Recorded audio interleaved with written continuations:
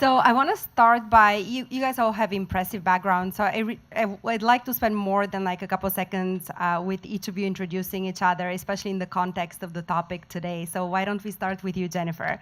Okay, my name is Jen McEwen. I am the co-founder and COO of Tenta. Tenta is a private and encrypted browser that protects your digital identity instead of selling it. We like to call ourselves the browser that doesn't sell you out. And we take a lot of the privacy tools that people use today to access today's internet securely. So those are things like built-in VPN, DNS over TLS, full data encryption, download, ad blocker, video downloader, a whole bunch of stuff. And at the same time, we integrate a lot of native blockchain protocols and dApps that are privacy focused, so you can access the new internet in a convenient way. So that's Tenta. I'm Joshua Shane, and I'm with Uport, which is a consensus company, and we are focused on self-sovereign identity. But we'll talk about what that means, because the dApp world is not coalescing quickly enough to make self-sovereign identity a reality in the short term. So part of what we'll talk about here, I'm sure, is what the market looks like, how we're approaching it, and how we can grow the infrastructure necessary to make something like self-sovereign identity or adjacent to it available in the next few years. Hi, I'm Kristy-Leigh Minehan, Chief Technology Officer of Core Scientific, a company exclusively focused on artificial intelligence and blockchain.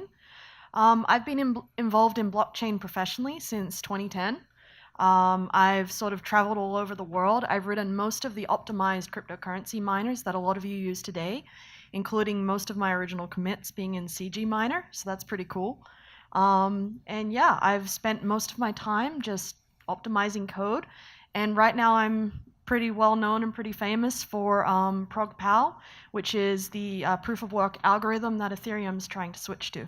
So, yep. I'm Joe Roets. I'm a longtime software architect and founder CEO of Dragon Chain, and we have pretty big focus part of our company on identity and privacy products. Great, thank you. Well, let's start with how and can blockchain solve digital identity? And maybe we'll start with Jennifer on this one. Well, I mean, I think like SSI, right? There are a lot of situations in which we don't need to divulge a lot of our private information. I mean, real world applications. When I get my beer, there's no reason that the bartender or a bouncer needs to know where I live, my ID, my picture, my birthday. All he needs to know is she over 21, and maybe does she get drunk, or does she get sloppy when she drinks, and that's about it. And then in online situations, there are a lot of age verification issues. Most recently, the UK passed a age verification for visiting adult sites. And again, if you visit those sites, the last thing you want to do is divulge too much information. And I think this is, I know SSI can solve a lot of the problems around that. Yeah, so blockchain can solve some of these problems, mostly acting as a global public registry where we can anchor kind of existing human relationships of trust between institutions and people. But I think that the initial view of trying to do SSI with transactions on chain for everything is slowly changing and coalescing into doing most things off chain right now. And so we at Uport are in a position where we use the blockchain to anchor things like basically PKI management. And so we use it to revoke things, we use it to rotate keys, and similar kinds of anchor activities. But other than that, everything is moving off chain for several reasons. One is we don't want people to have to transact with crypto to be able to manage their identity. That seems a really bad plan. It's hard enough. Everyone can go to dApp Radar and see how many people are using dApps and are using crypto to transact with things. It's not many. The last thing we want to do is try to force that onto the general public. So, the ability to manage your identity and the attributes that make up your identity in a way that is as frictionless as possible is still something that can be enabled by blockchain, but the kind of initial first generation view of self-sovereign identity, which was every transaction is happening on an open public permissionless blockchain is fading away in favor of more user-friendly environments, interoperability across different chains, and the ability to kind of extend these identity solutions into government-led or enterprise-led managed ecosystems or consortia. I mean, I would echo a lot of that. One of the things that I've learned in my travels is that a lot of countries outside of the US are already using blockchain today for identity management, and really they're doing it for the cost-saving benefits. Handling all of this data related to all of your citizens, it's very taxing on your storage. It's a security nightmare, and blockchain has allowed a digital way for them to store all of their assets and securely transact that, distribute it to other companies that might want to participate. And it's allowed them to have a scalable, low OPEX solution, which has been really great. A lot of the research around zero-knowledge proofs as well has really given a lot of comfort to more enterprises now outside of the US, which has been really surprising for me. Blockchain can also solve a lot of the incentivization problem. You know, how do you incentivize users to share data? This is a very powerful metric. How do you incentivize users to link their identity for reputation management systems? So blockchain's able to solve a lot of these complex problems, all without requiring us to trust one central authority, which is great. Definitely I would echo that things are moving towards private blockchains, which is not something I personally agree with, but I can understand that it's critical for a lot of the big corporations today. And Kristy-Leigh, actually, if you can talk a little bit more about the various use cases, since you already started us on it. You know, Estonia has been using digital identity for many, many years and is considered one of the big success stories. Who has done it successfully, like, so far with what we have? What are the key use cases? You touched on some of them, but, like, are there other ones? It's being used a lot today in a few social media platforms. They're not widely distributed. Most of them are related to cryptocurrency. I think Holly is one of them. It uses Civic's identity platform management. Obviously, I'm a big fan of Estonia's KSI blockchain. I think that is the right solution. Big supporter of, you know, just having this physical card that's also linked to a digital identity and can be, you know, a valid form of travel ID, valid form of health insurance. It makes life much easier. Norway has started to do a lot of experiments with digital identities as well. So they've started to digitize passports, which is great. And there's been a lot of private experiments with governments. Specifically, Georgia started to digitize a lot of their assets when it comes to real estate, etc., as well as their passports, which I thought was fantastic. And I believe they were one of the first, were they, aside from Estonia? They launched this project in partnership with Bitfury, and that was really successful to see. It got a lot more users comfortable with how blockchain can be a secure platform that they can inherently rely on without having to trust anyone. Great. And I would say, like, if we say, you know, separation of the parts of your identity, right, to granular, as granular as you want pieces, right? So you don't have to give your whole driver's license. It's just my age. I would say not off-chain, but I would say hybrid, because you know, we have a very unique angle on that that's long-running, and incentives is probably the biggest piece, though, and the most appropriate reason why you would even look at blockchain with identity, that you could have a marketplace of identity. So I can measure, you know, what's the likelihood that this person really is a person and really is the only identity of that person, with ways that, you know, if you at least put that part on the public side so that I can challenge that, or, you know, you can have groups that would be equivalent to insurance examiners that would go after potential fraud because there's money there, right? That's the big solution, because then all of a sudden I can now go anywhere and actually show an identity with some level of, you know, multi-key signing, you know, a bunch of other things that can be behind it. That's the real value. Have you guys seen voting countries applying that successfully for voting, or is it more kind of a dream Not yet, yeah. Yeah. Well, Joe and Kristy-Leigh, it will be great to get your perspective on what would it take today to build a successful digital identity company as a developer. What are the technologies or the blockchain or chains you're gonna start it on, and any general advice? Yep. Yep. It's going to be Dragon Chain first, Of but, course, beyond of that, course, no, absolutely, well, that's it's like why. it does. I mean, something similar, whatever. I don't care, but that it gives you the ability to protect what you need to protect for the user to hold their own data, to do what they need to do, to interchain with, if you want to decentralize this storage and use something that we don't provide, that type of thing. But probably the biggest and most important thing will obviously be the user experience, because that's what crypto has so far failed in, but that's, it's still early. I mean, Linux itself, I think, is a superior product to the other OSs, and they've never really mastered the UX, right? But still, This year is the year of Linux desktop. Yes, right. I have a T-shirt, right? So one way or another, though, that's the biggest piece, and we have some people working on that. We have some good ideas. More than anything, you take a few steps forward, and you kind of step away from just the tech-to-tech sales where, okay, I'm going to sell it to all the crypto people. Here's a hardware wallet, right?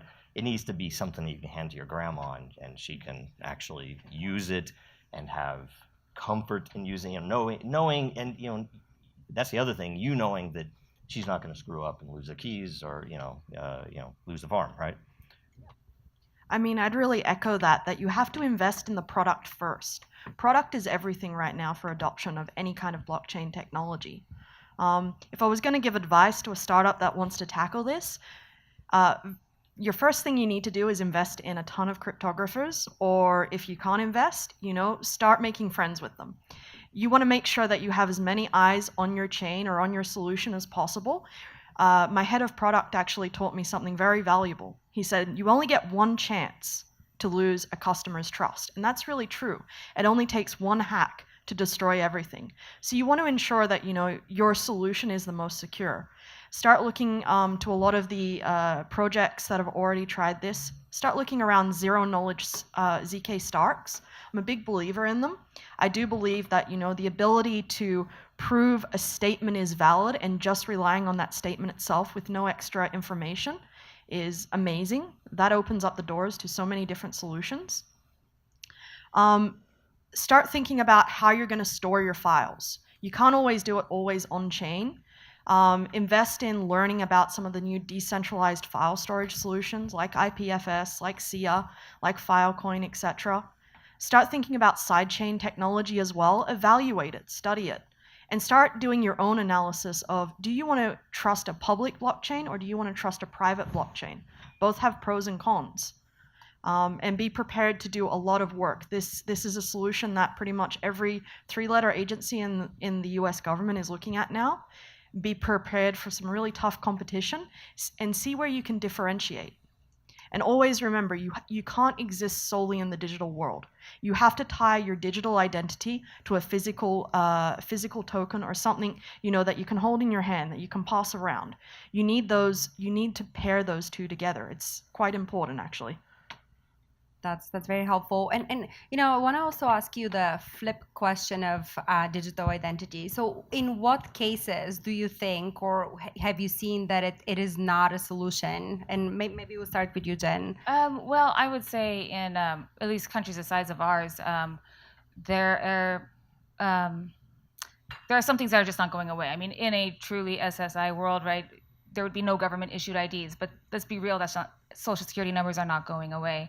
And that's more of a philosophical, social, and societal problem. And it's a hard problem that can't always be solved technologically.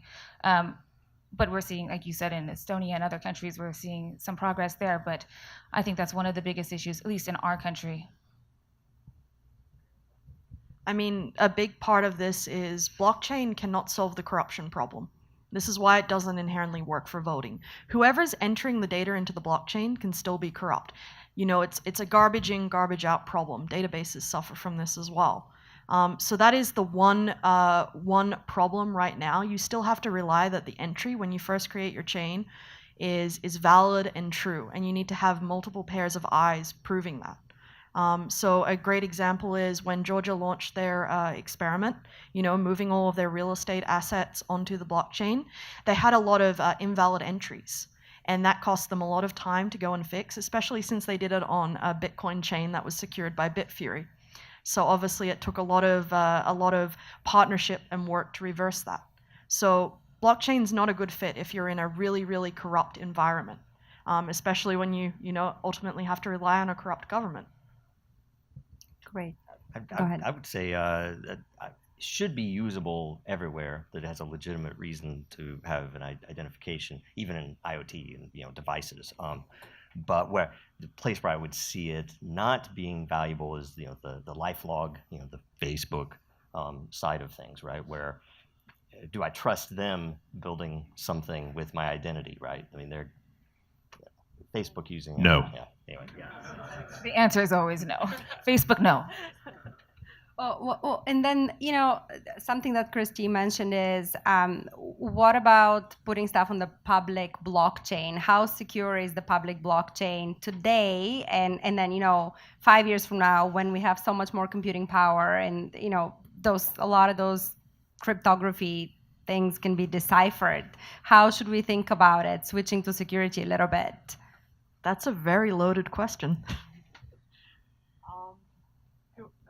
So there are a few ways to think about this.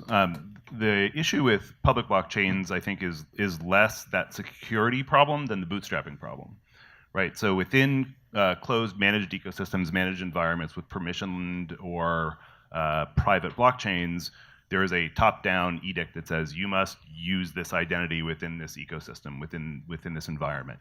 And so that solves the bootstrapping problem. If you're trying to create a self-sovereign identity or something like it on an open public blockchain, the question is, how do I use this service that I have on this open public blockchain with my friend, with the local grocery store, whatever? You can't, in large part because there is lack of trust at the corporate level for having open and transparent transactions on chain. So the way that I look at this is less about whether public chains are the right solution in the short term, but what infrastructure we need to build out over the next several years. So at the point at which we have infrastructure of all these interconnected ecosystems that are using some version of self-sovereign identity, but being in a private or a permissioned environment, then we will have enough infrastructure that those who want to start interacting with a public chain will be able to do so. So there's a several year build out thing that we need to do here, where we would need to be able to solve the bootstrap problem by building out minimum viable ecosystems throughout the country and the world where they can eventually interoperate on a public chain. But it's going to be a while until we get there. And then, that leads me to another question. The earlier panel was talking about the regulatory environment and then the enterprises. They're 95% of the Fortune 1000s. I read somewhere, I think it was Deloitte study, is now having a blockchain project or some kind of work that they're doing on blockchain. So then how should we think about, how do you guys think about public versus private? And, based on what you said, Joshua, are we moving towards, if you want to do something secure, then you're going to have to be private? Well, I mean, I think over being involved in the last year and a half, couple years within self-sovereign identity, we've gotten kind of slapped with a hardcore dose of reality here. dApps are not going to get us where we need to.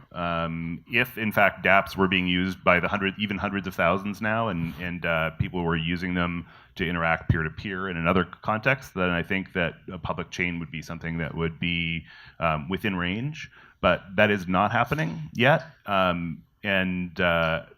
As you say, like there are 95% of Fortune whatever are engaged in some sort of blockchain project, but it's very hard to find some that say, yes, we're going to production with the blockchain project, right? So you can't build a business model around POCs, but that's really what's on offer 95% of the time of these 95 of the companies that are working on blockchain products. So the real question is how do you build a market? What's the market maker for a solution like self-sovereign identity or some version of it on the sliding scale of self-sovereign identity?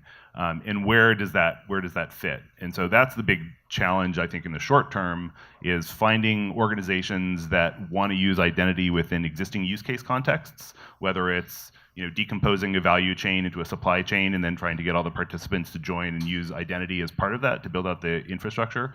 But it's a real challenge to try to get something going on a public blockchain now, just because the bootstrapping problem is kind of the dominant issue. Anyone want to add anything? I think it's a structural question, because if you have something that needs to be private, it probably should need to be private and not worry about whether you're sharding or and it's probably a counter to a cryptologist, but that you can't trust those things long term. Whereas structurally, if I never put something out there, it doesn't ever matter if the tech fails, right? So, but you would want to leverage the public for the security itself, right? For the hash power, so you can selectively expose what you want to expose. That's the real answer. It's about your point of failures. I mean, at least with one of the advantages of a public blockchain is you have these multiple nodes, and you have no one single point of failure. When you have a private blockchain, really all you have to do is attack the company that's hosting it. That's all it will take, and that's a massive attack vector. I mean, the very first thing that you would do if you want to go and attack a private blockchain is just go social engineer. It's the easiest way to get in. You can't really social engineer a proof of a public permissionless blockchain. It's quite difficult. I mean, it's possible. Bugs are always possible. Hacks are always possible. But the attack surface is much, much larger. I think it's a very a similar analogy to DNS hacks and similar SSL hacks. Should we move forward? Yes, let's open it up for questions. Yeah, we have time for one question. Who One has question. a good question that they can ask in like 20 to 30 seconds? Mitchell from CryptoSlate here. Does a reliable ID solution need to necessarily be decentralized? And if so, why? No, it doesn't need to be decentralized. It's very dependent on the use case. Decentralization has benefits for, the distributed OpEx. That's one benefit. Some people will debate, whether it's more secure, whether it's less secure, but it's all about the use case, the product, and the target audience. Anyone else an answer? Okay, maybe we have. Well, sorry. Yeah. I was just going to say briefly, so in this country there is no driving necessity, but if you're in the EU and you need to solve GDPR, then there's a use case that is driving that kind of requirement. So in that case, yes. In many other cases, no. It depends what, as you say, what your vectors of value are and what you care about and what you're trying to implement. Awesome.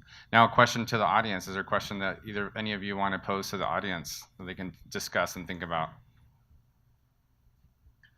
I think the one that I have is a lot of us got into this industry in some sort of kind of pure belief of the glory that blockchain was going to bring us in terms of our own self-sovereignty. And so I think the thing that I would ask everyone is, what does some version of self-sovereign identity mean to you? How much is necessary for it to be valuable? And what does that sliding scale look like for you in the different areas of your life?